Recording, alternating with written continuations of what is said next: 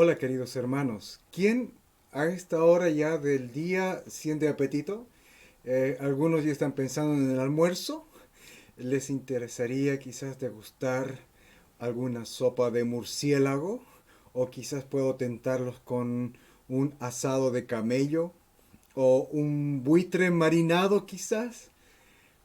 Y por si acaso no estoy hablando de comida boliviana. Son algunos de los animales que aparecen en esta larga lista de animales prohibidos para comer, incluso prohibidos para tocar en Levítico capítulo 11. Y qué pasaje más extraño, ¿no es cierto? Estoy seguro que levanta muchas interrogantes tan solo al leerlo o al escuchar la lectura. Y la pregunta más común, estoy muy convencido que surge, es ¿por qué? ¿Por qué Dios prohibió comer o tocar estos animales? ¿Qué hay de malo en ellos?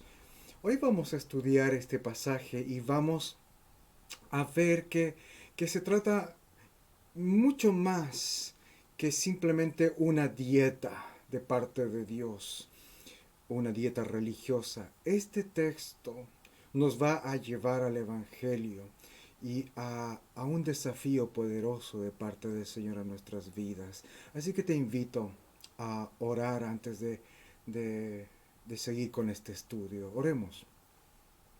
Dios Todopoderoso, que hiciste que de las tinieblas resplandeciese la luz, te rogamos que ilumines nuestros corazones con la luz del conocimiento de tu gloria en el rostro de Jesucristo, mediante tu palabra poderosa y preciosa. Amén. Amén. Bueno, vamos a la pregunta. Cuando leí este pasaje, la pregunta que saltó a mi mente era, en primer lugar, ¿de qué animales está hablando este pasaje? Me di cuenta que hay muchos de estos animales que yo no conozco. Perdón, me enteré de la existencia de varios de ellos tan solo por haber leído este capítulo de la Biblia, investigando en el internet de qué tipo de variedad, o por lo menos cómo es que se veían, cómo se ven estos animales. El damán, por ejemplo, resultó ser un animal emparentado con el oso hormiguero, aunque cuando yo vi las fotos en internet pensé que era una rata gigante nada más.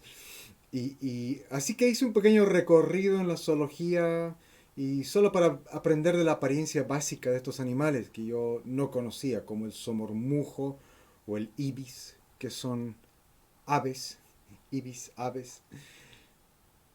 Y me di cuenta de que inconscientemente, mientras buscaba las imágenes de estos animales, me estaba en el fondo estaba buscando comprender por qué cada uno de estos animales habían sido prohibidos como comida en la ley de Dios. Y no voy a negar que tampoco pude evitar pensar qué bueno que nosotros no comemos estos animales.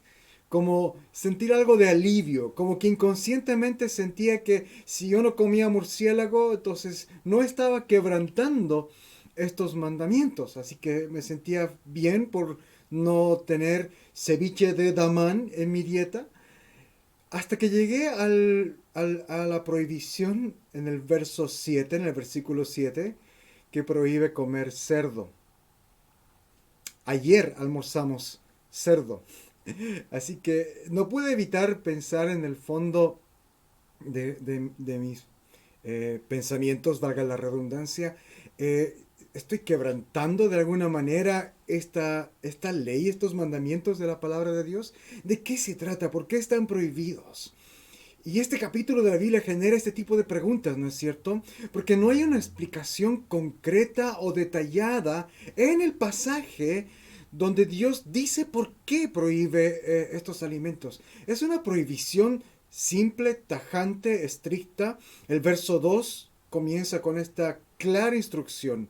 De entre todos los animales que hay sobre la tierra, estos son los que podrán comer. Y luego dice cuáles son los que no podrán comer. Y se repite una y otra vez que el pueblo de Dios debía considerar a estos animales de la lista como impuros. que también se puede traducir como sucios o contaminados. En el fondo ellos no deben tocarlos, no deben comerlos. Y esto genera preguntas. Los creyentes han intentado responder esta pregunta esencial. ¿Por qué? ¿Por qué estos animales? ¿Qué hay de malo en ellos? Y han tratado de responderlo de varias maneras. A continuación quiero resumir para ustedes algunas de las respuestas que proveen algunos teólogos, algunos comentaristas bíblicos o incluso autores cristianos respecto a este interrogante. La primera respuesta o el primer tipo de respuesta, número uno, es que Dios dio estas prohibiciones porque se trataba de un tema de salud. Algunos argumentan que la intención de Dios para prohibir comer o tocar estos animales es por un tema de salubridad pública. Varios de estos animales de esta lista son, por ejemplo, carroñeros, animales que se alimentan de animales muertos o animales que se arrastran en el suelo. Y en esa época hay que recordar que era un lugar y tiempos donde fácilmente uno podía contraer enfermedades por consumir alimentos o líquidos. Eh, bueno, esto sigue siendo un problema hasta nuestros días.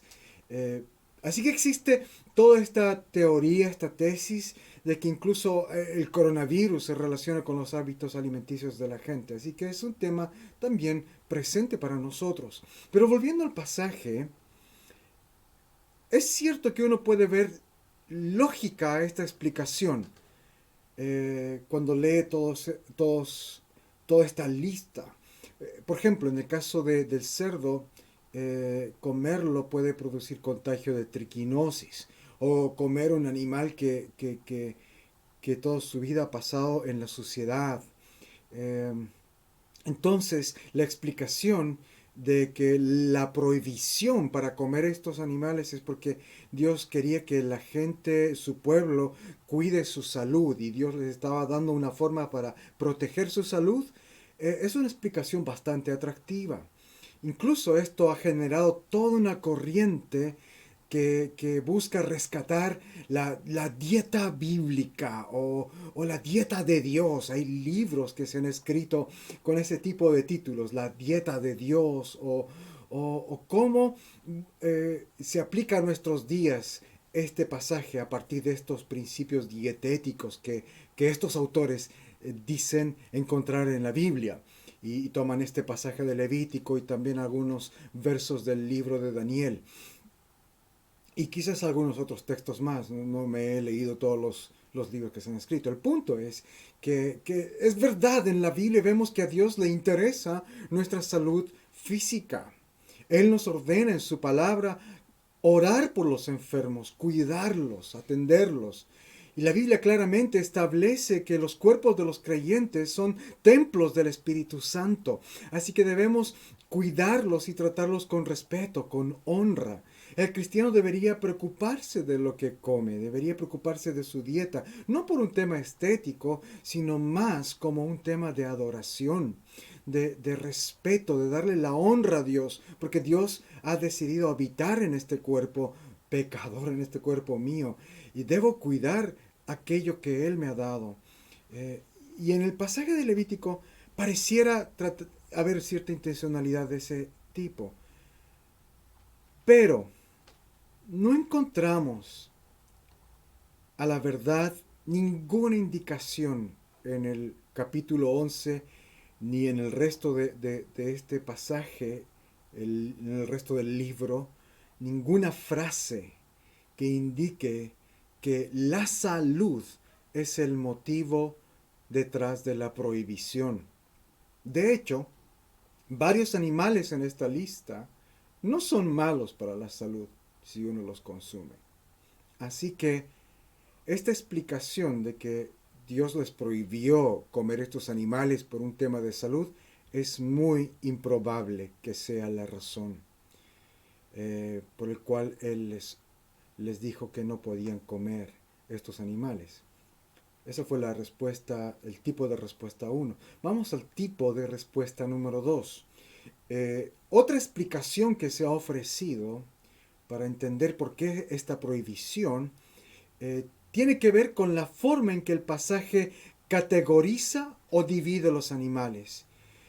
Volviendo a Levítico 11, claramente podemos apreciar que el texto hace una división o una categorización de los animales en cuatro grupos. En los versos 2 al 8 está hablando de animales de la tierra. En los versos 9 al 12 luego se habla de los animales del agua. En los versos 13 al 23 los animales del aire o que vuelan. Y en los versos 29 al 31 los animales que se arrastran. Esta misma forma de categorizar los animales la encontramos en el relato de la creación en el libro del Génesis. Ahí en Génesis vemos que Dios creó todos los animales, todas las cosas, y el relato los divide también en cuatro grupos. Los animales de la tierra, del agua, del aire y los que reptan o se arrastran. Esta similitud de agrupar a los animales en estas cuatro categorías llevó a algunos a concluir que la razón por qué Levítico prohíbe estos animales de esta lista es porque estos animales prohibidos parecen salirse de este orden de la creación. Estos animales de la lista, según los que postulan esta idea, parecen estar desafiando la categorización y el orden de la creación. Por ejemplo, los peces que no tienen aletas ni escamas, como todos los demás peces sí lo tienen, parecen que estuvieran desafiando su especie. Entonces los que proponen esto concluyen que esta es la razón por la cual Dios prohibió que toquen estos animales, que los coman, que los consideren inmundos, porque son animales que están desafiando el orden de la creación, como que se están escapando del orden o de la forma en que Dios creó los animales desde el comienzo. Es una teoría interesante, pero tiene también grandes deficiencias. En primer lugar, no toda la comida prohibida, no todos los animales prohibidos de Levítico 11 viola el orden de la creación. Hay muchos que encajan perfectamente en el patrón o en el esquema de la creación, en esos cuatro grupos. No todos los animales de la larga lista que vemos aquí se salen del orden o de la forma de sus especies. En las escrituras encontramos una y otra vez alabanzas a Dios por su eterna sabiduría, por su inmensa variedad en su creación. Él creó una variedad enorme de animales, una infinidad de especies, y todas ellas son asombrosas, todas son únicas, algunas son muy similares, otras son completamente distintas, y todas están expresando la gran creatividad y la gran inteligencia de nuestro Dios. Así que no vemos realmente que encaje esa explicación, además que el pasaje de Levítico no incluye ninguna indicación, ninguna frase que esa es la razón por la cual Dios prohíbe comer esos animales. Así que esta segunda explicación también es muy, muy improbable. Así que la pregunta todavía se mantiene. ¿Por qué Dios prohibió comer o tocar estos animales? Si no se trata de un tema de salud, si no se trata de que estos animales de alguna forma quebranten el orden de la creación, ¿por qué? Y creo que la respuesta va a venir más claramente cuando nos alejamos un poco del tema de los animales en sí mismos y nos concentramos más en la intención de Dios al prohibir comer o tocar estos animales. Allí está la respuesta, la razón. Y creo que esta respuesta tiene dos partes. Y a continuación eso es lo que quiero enseñar y proveer para ustedes. Una respuesta en dos partes de la prohibición. ¿Por qué Dios prohibió comer estos animales? En primer lugar, la respuesta más simple y bíblica es porque Dios así lo decidió. Punto. Dios lo dijo, su pueblo debe obedecerle. Cuando Él ordena, su pueblo obedece.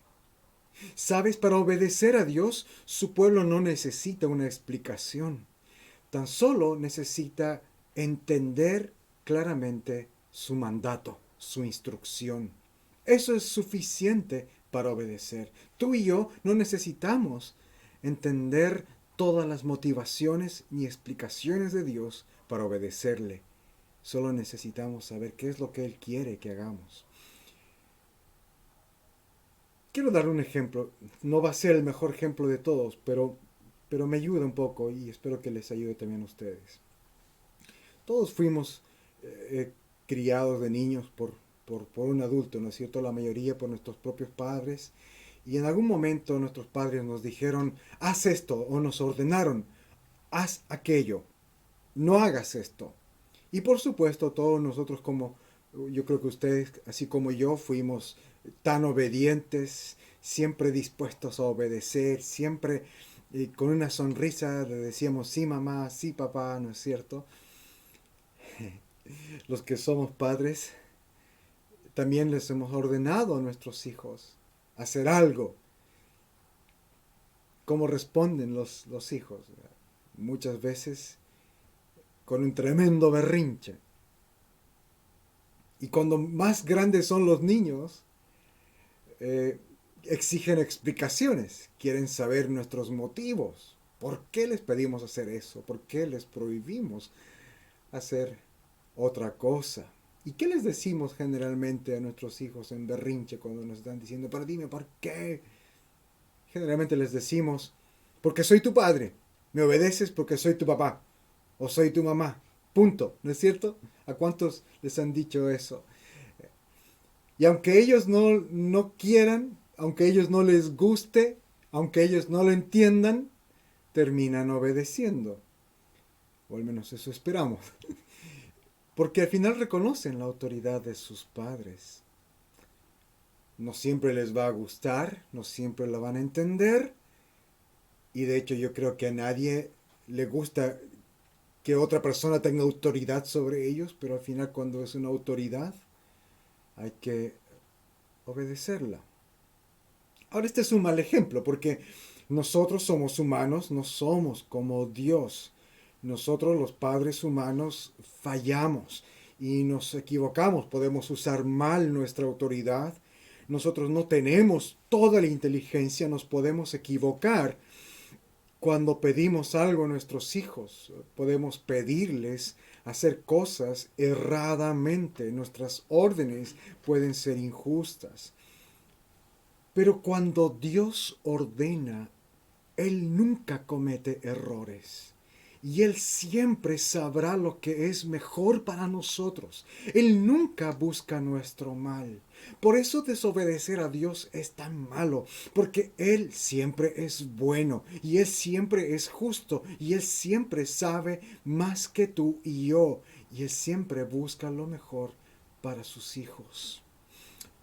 Entonces, cuando yo he entendido eso, no me preocupa entender para obedecer algo que Él no me ha explicado.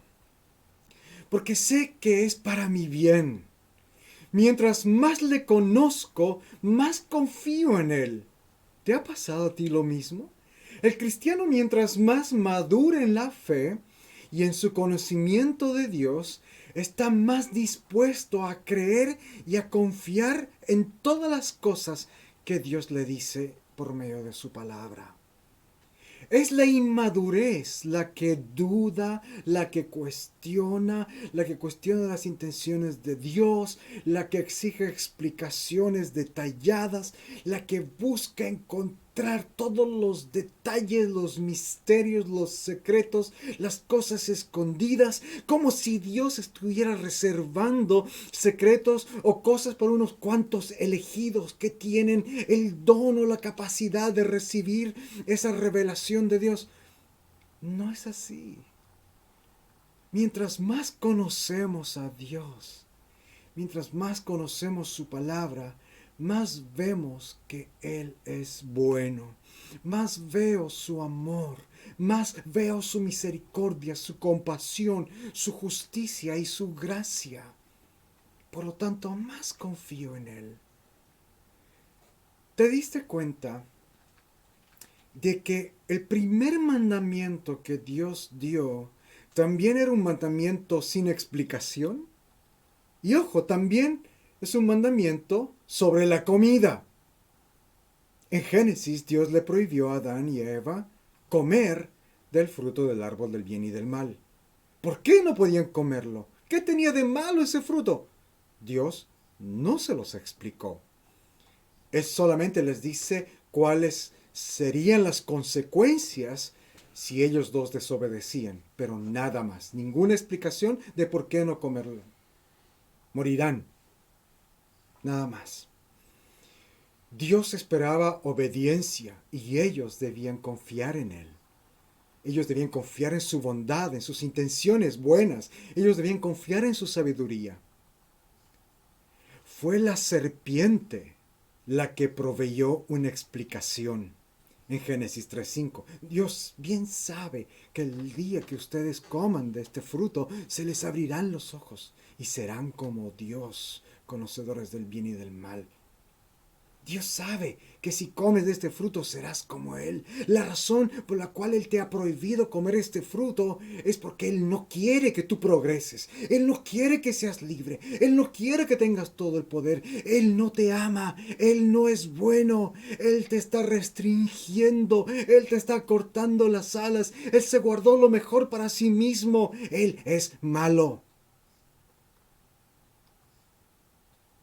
Esas son las palabras del diablo.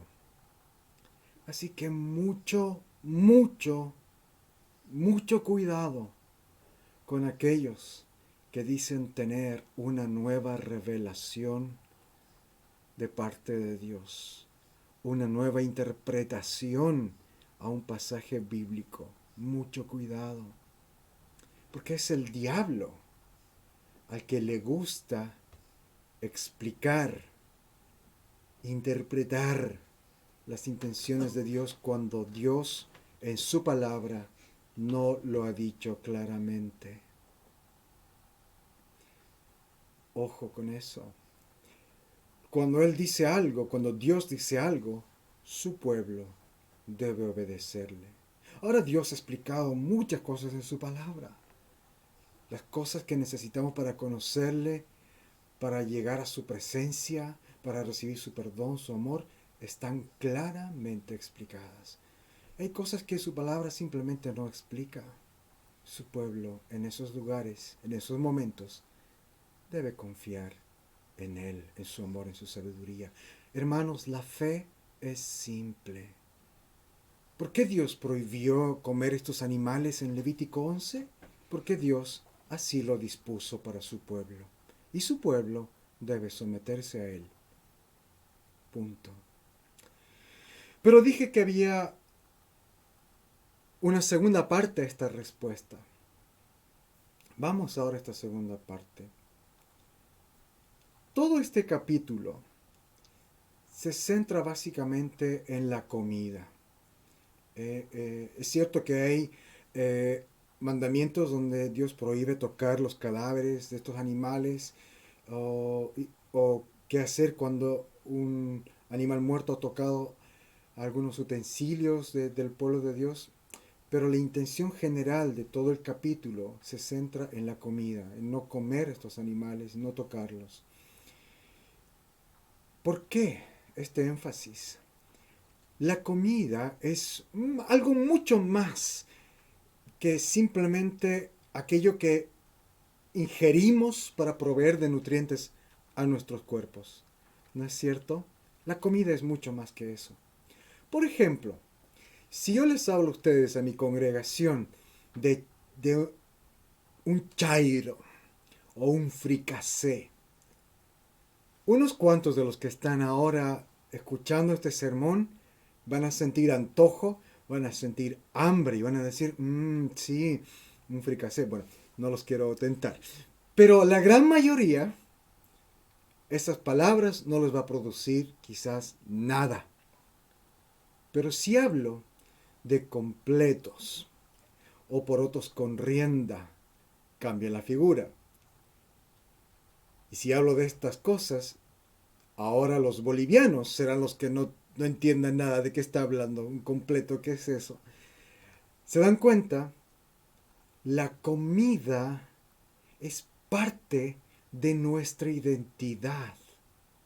Cuando dije fricasé, estoy seguro que mis hijos están relamiéndose la boca, los labios, porque nos gusta, porque es algo que comimos desde niños, porque es parte de la comida típica boliviana, porque nos recuerda a nuestro país, nos recuerda momentos especiales, nos recuerda a la familia, nos recuerda momentos vividos juntos.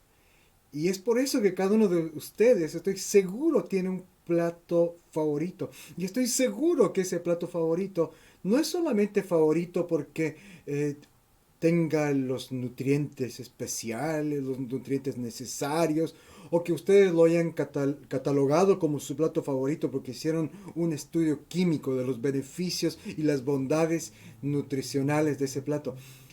Lo más seguro es que si te gusta algo es porque te recuerda algo, a alguien, a tu familia, a momentos gratos, una boda, tu infancia, cumpleaños, el cariño, la amistad, risas. La comida nos habla de identidad. Y eso es igual en la palabra de Dios. Por ejemplo, en el Génesis, capítulo 43, leemos que cuando los familiares de José llegaron a Egipto, fueron invitados a comer con los egipcios, pero a José y a sus familiares, que eran hebreos, los egipcios les sirvieron algo distinto, les sirvieron aparte, porque los egipcios no querían mezclarse con los hebreos. Es muy interesante, ellos los estaban recibiendo. José era muy apreciado para los egipcios, pero aún así, al ser hebreos, había una separación. Claramente había una separación, una distinción. Ellos querían marcar un límite. Están bienvenidos a sentarse a nuestra mesa, pero ustedes siguen siendo hebreos, nosotros egipcios. Y la forma en cómo vamos a marcar esta distinción es con la comida. Porque la comida habla de identidad, habla de cultura. Vemos una actitud similar en Daniel cuando es llevado a Babilonia y él se niega a comer la comida de Nabucodonosor, el rey de Babilonia, porque él quiere mantener su identidad como una persona que teme al Dios de Israel. Y creo que la misma intención está en nuestro pasaje de hoy. Mira el verso 45. Ahí dice el Señor,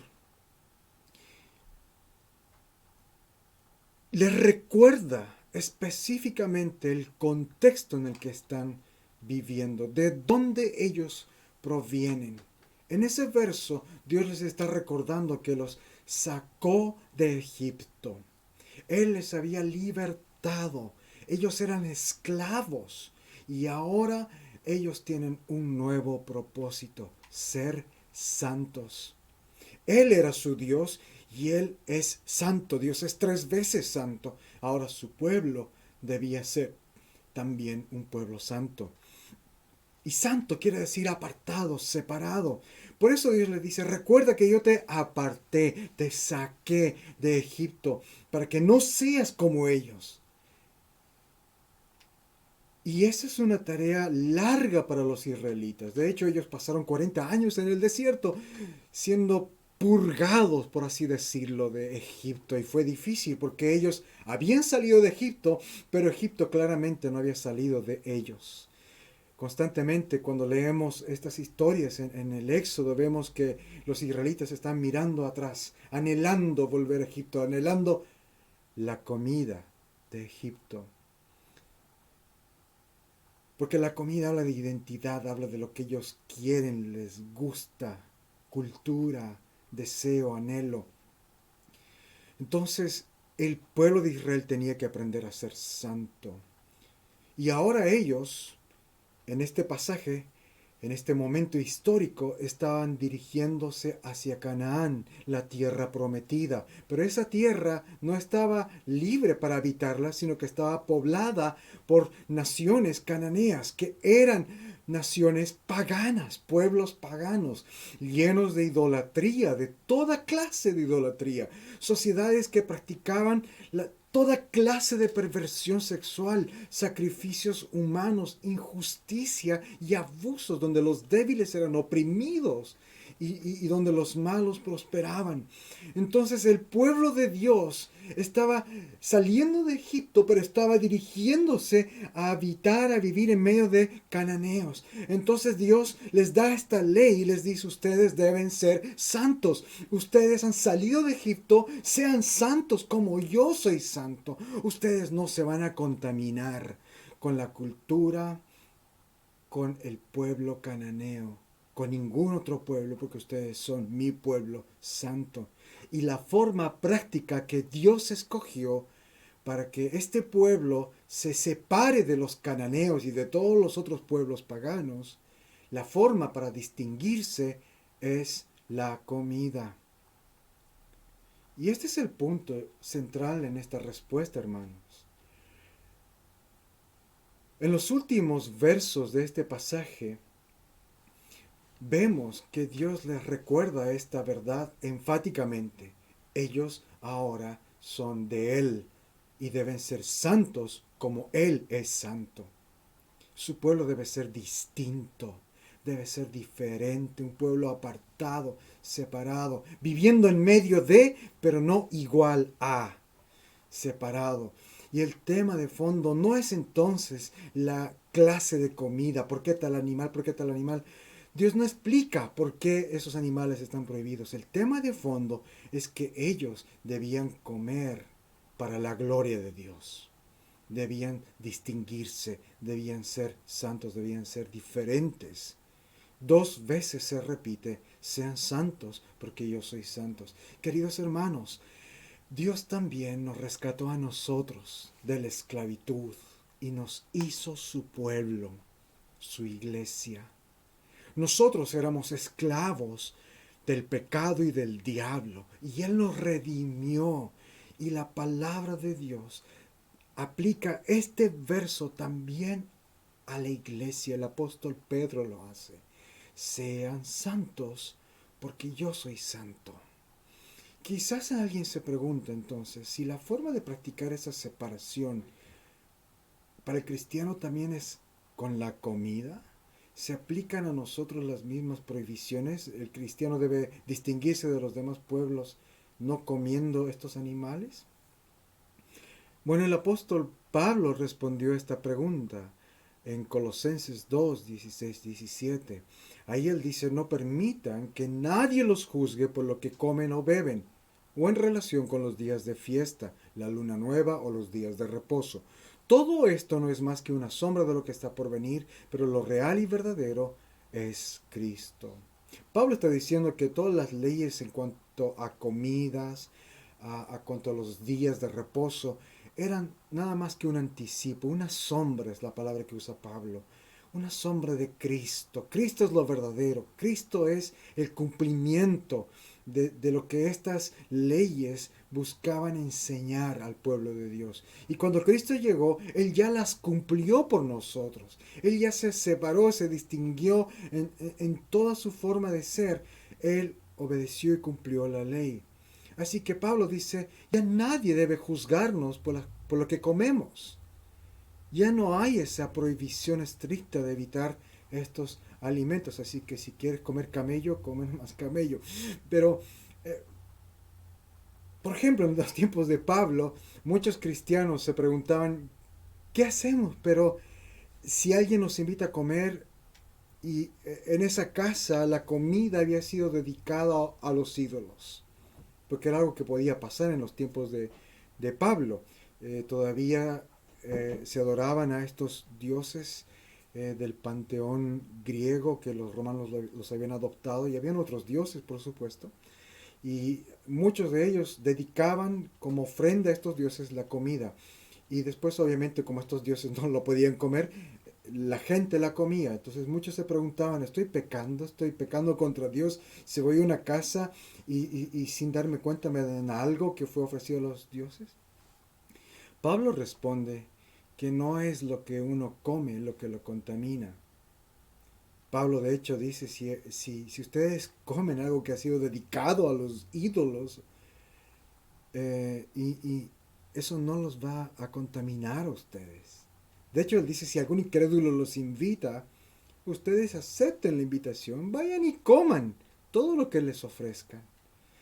El cristiano debe buscar hacer todo para la gloria de Dios y tratar de no ser de tropiezo u ofensivo a los demás. Lo que Pablo está diciendo es, si ustedes comen o beben, háganlo para la gloria de Dios. Solo busquen no ofender a los otros, a los cristianos, a sus hermanos, aquellos que pueden encontrar como mal testimonio verlos a ustedes comer eso. Sean cuidadosos, pero nada de eso en realidad los puede contaminar. Así que no es tanto el énfasis en la comida ahora para nosotros, pero ¿cómo nos distinguimos entonces? ¿No cuidamos los cuerpos que Dios nos ha dado? ¿Y qué decimos de esos otros apetitos que tiene el ser humano y que la cultura lo ve como normal, incluso hasta bueno, dar rienda suelta a estos otros apetitos, como por ejemplo la sexualidad? La cultura dice que no está mal tener relaciones fuera del matrimonio. De hecho, el matrimonio es visto como algo obsoleto. Nosotros nos amoldamos a ese pensamiento. Vivimos de manera diferente a lo que la cultura dice. ¿Qué decimos sobre nuestro apetito por la distracción, por la entretención?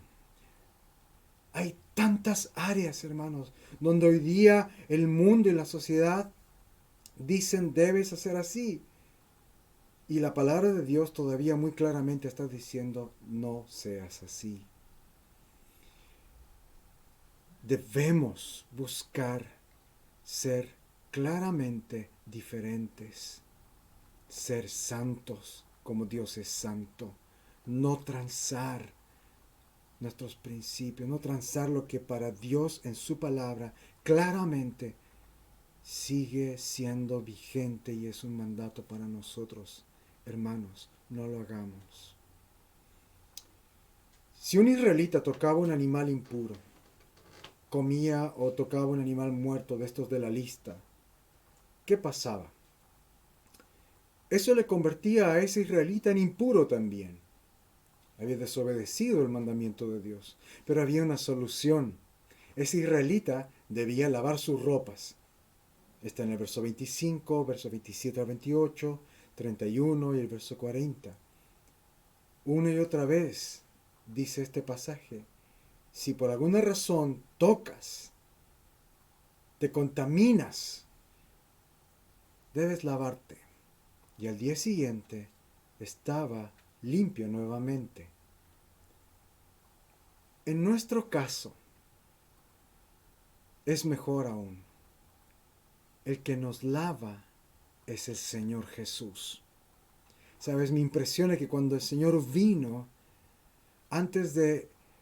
la noche antes de ser arrestado, Él le lavó los pies a sus discípulos. ¡Qué poderosa imagen!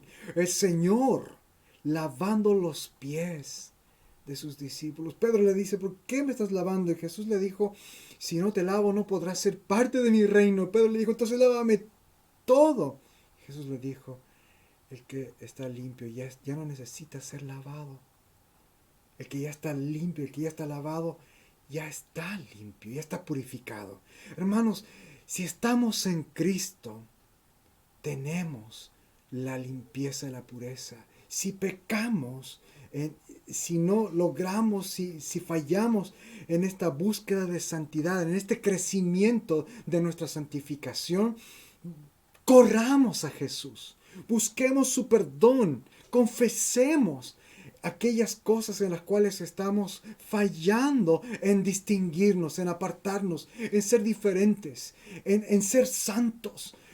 Busquemos su ayuda, busquemos su perdón y Él nos limpiará, Él nos purificará y con la ayuda de Dios podemos trabajar nuestra santificación. Así que hermanos, todo aquel que viene a Jesús mediante la fe es purificado. Seamos santos. Separémonos de lo que contamina. Seamos diferentes al mundo. Seamos diferentes a lo que la cultura nuestra hoy día dice. Conozcamos la cultura de Dios en las páginas de la palabra. Conozcamos a Jesús. Mientras más le conoceremos, más confiaremos en Él y más creceremos en nuestra santidad. Oremos. Oh Señor, tú que habitas en las alturas y en la santidad perfecta y eterna, enséñanos a obedecer tus mandamientos, de modo que podamos crecer en santificación y seamos partícipes de tus bendiciones mediante Jesucristo tu Hijo, nuestro Salvador. Amén. Amén.